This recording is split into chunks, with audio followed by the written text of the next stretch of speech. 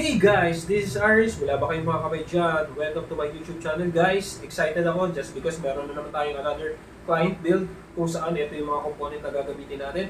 The same time, excited ako just because nagpadala si Teamgroup ng T-Fore DDR4 DARKZA 2x8GB 36 MHz. Maraming salamat sa Teamgroup so pagsuporta ng video na to. So guys, itong build na to, medyo budget lang to. So, ito yung mga component na gagamitin natin. So, sa motherboard, gumamit ako ng Gigabyte B450 S2h motherboard. So, supported na siya ng 5,000 AMD Ryzen desktop ready na siya.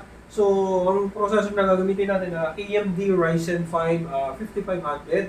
So, by AMD. Then, sa GPU, so, gumamit tayo ng Gigabyte Gtx 1650 4GB lang.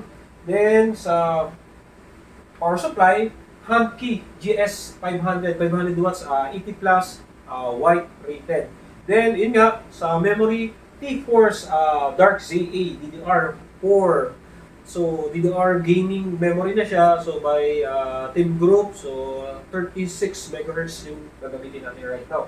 Then, sa system casing, gumamit ako ng Antec NX 200M. Then, sa SSD, so, kimtigo SSD 240GB lang. So, kung saan later on mag-upgrade na lang siya ng storage kapag may another budget na siya dito sa build natin. So guys, so yun yung component na gagamitin natin right now. So samahan nyo ako, i-build natin yung component, then benchmark natin, tapos i-test na rin natin. So sa pagpabuild ng video.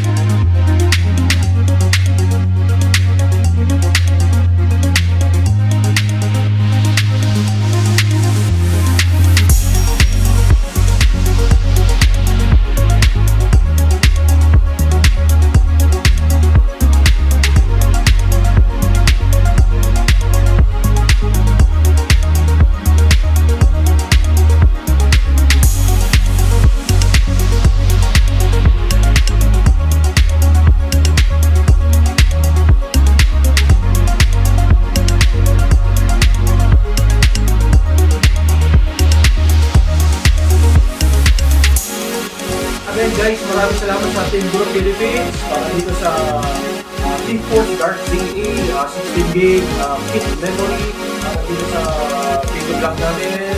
Maraming salamat sa mga sumusuporta, maraming salamat sa mga mga katanungan kayo. Again, maraming salamat sa ating mga buwan. Bye guys!